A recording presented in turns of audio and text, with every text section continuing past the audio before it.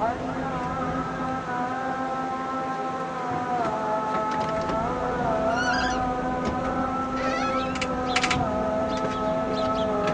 عليكم.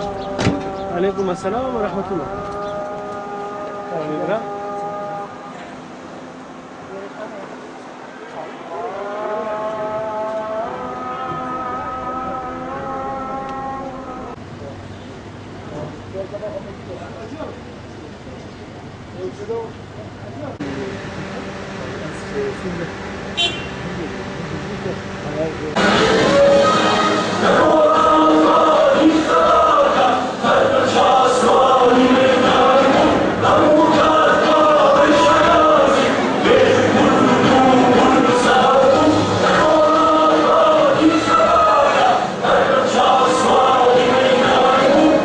بەڵام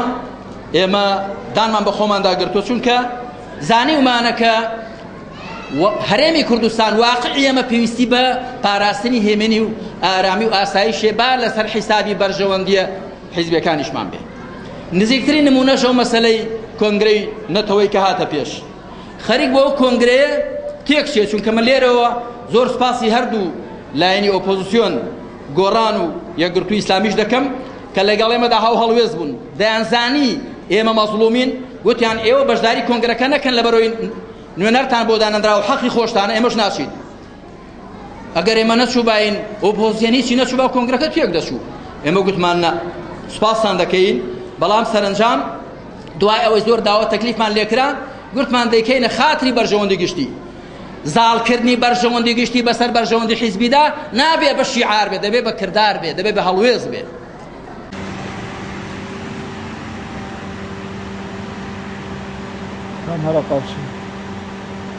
بسم الله الرحمن الرحيم. سرتا بخير بين يا اخوان باكوري كردستان ولا تركيا وخير بين خوش حالي بديدارتان زياتر لسي قواري سياسي بجدار من هالبشاردن ده واتب قواري سياسية كردية كانوا ب مسيحية كانوا ب تركمان كانوا ب هميانوا سي زياتر التاريخ هالبشاردن بیست و یەکی ئێمە ئەم دەورەیە لە دەورەی پێشوو 6مان هەبوو لێرە لە بەغدا دوان بەس ئەم دەورەی لێرە 4مان هەیە هەبوو لە بەغداش دوان. ئێمە بە لیستی سەر بەخۆی خۆمان دادەبەزین قایمەی خۆمان و هەموو لایەنە سیاسیەکانی کوردستان ئەوەی کە من ئاگادارم هەمویان یعنی بە پارتی و یەکێتی و گۆڕان و یەکگرتو و حیزبەکانی دیکە وەردە حیزبەکان هەمویان هەر کەسە بە لیستی خۆدا دەبەزی سەر بەخۆ. والله قال لي كردستان إما طبعا لا يعني شيء إسلاميين كومالي إسلامي جماعتي إسلامي خلشي كردستان وتماشى إما ذكا وكل يعني شيء خبات جيري هالقلاي واقعي كردستان وخاوني خباتي شاخ وشار و دلصوز للروي نتوي للروي اجتماعي إما لبغداد ولا شوينكاني دي لهر شوينك باسی کورد و کێشەی کورد مەزلومیەتی کورد هات بێتە پێشێ لەگەڵ لە پێش خەڵکی دیکەوە نەبوو بین لە دوای وانەوە نەبووین و ئەوەش هەمووی لە منتەڵەقێکی ئیسلامیەوە ئێمە ئیسلامەکەمان لەسەرمان فەرز دەکا کە دیفاع لە مەزلومیەتی میلەتی خۆمان و لە مەزلومیەتی هەر میلەتێکی کەش بکەین چونکە خوا سوبحانە وتعالە مسلمانانی ملزەم کردووە لەگەڵ حەق و لەگەڵ عەدل بن دژی زوڵم و دژی ئیستیبداد و دژی خراپە بن. ئێمە جارە هیچ ئاستەنجێک دیار نییە بەڵام ئەوەی کە گرنگە ئەوەی ئێمە بەلامانەوە مهمە ئەوەی کە تەزویر نەبێ ساختەکاری نەبێ لە هەڵبژاردنی بوری ساختەکاری بوو لەلایەنی هەردوو حیزبی حکومڕان پارتی وێچێتی ئێمە ئومێد دەکەین ئەم جارە هەردوو حیزبی حکومڕان و کۆمیسیۆنی باڵای هەڵبژاردنیش کارێکی وا بکەن کە تەزویر و ساختەکاری نەبێ یاخو زۆر کەم بێ چونکە دوایی بەهۆی تەزویر و ساختەوە میزڵاقیەتی ئێمە دەکەوێتە ژێر نیشانەی پرسیار و ئێمە دەکەوینە لیستی ڕەش ئەوەش بۆ هەرێمی کوردستان و بۆ عراق بەگشتی و بۆ ئیقلیمی کوردستان بە تایبەت شتێکی ناشیرینە ئێمە لە هەموو سنتەرەکان بەڵێ و کیژان مجاری یعنی بە تایبەتی بکیژان مجاری بابتی اونی تولی بیشتری به هلبجارتنا هرم کردستانی به bu taybeti bir kijan duruşmi. عدالت اما دروشمی دادگەری عدالت چونکە ئەمە پێمان وایە هەموو پێغەمبەران عەلەیهیمو سەڵات وسەلام هاتون بۆ شەسپاندنی عەدل ئەوەش ئاەتی خوای پەروەردگار لە سوورەتی حەدید ئاەتی 25 خوا دەفەرمێت لقد أرسلنا رسولنا بالبينات وأنزلنا معهم الكتاب والميزان ليقوم الناس بالقسط خوا دەفەرمی هەموو پێغەمبەرانی خۆم بە کتێب و تەرازووە ناردوو بە معجزاتی ئاشکرا و کتێب و تەرازوون پێدا ناردوون تاکو خەڵک دادگەری بچەسپێنە عدالت جا کە عدالت دەچەسپێ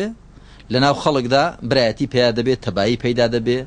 و مشکلەی اقتصادی و ئیکۆنۆمی چێ دەبێت هەموو مشکلات چارەسەر دەبێت و خوا لە قورئاندا دەفەرمێ ئەلا لعنة الله على الظالمين لعنەتی خوا لە ظالم ظلم ضد عدلە پێغەمبەران هاتوون عدل بچەسپێنن ظلم لابەرن بۆ دروشمی عدالت دادگەری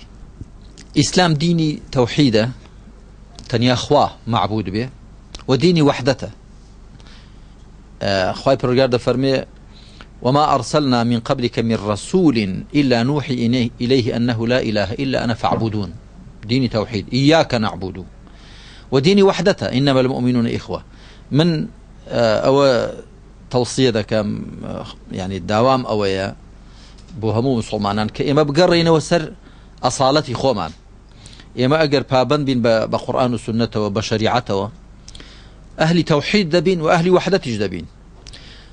ئەوەی کە وای کردو ئێستا ئەمریکا و زلهێزەکان تەماع لە وڵاتی مسلمانان بکەن تۆی دووبەرەکیمان لە نێودا بچێنن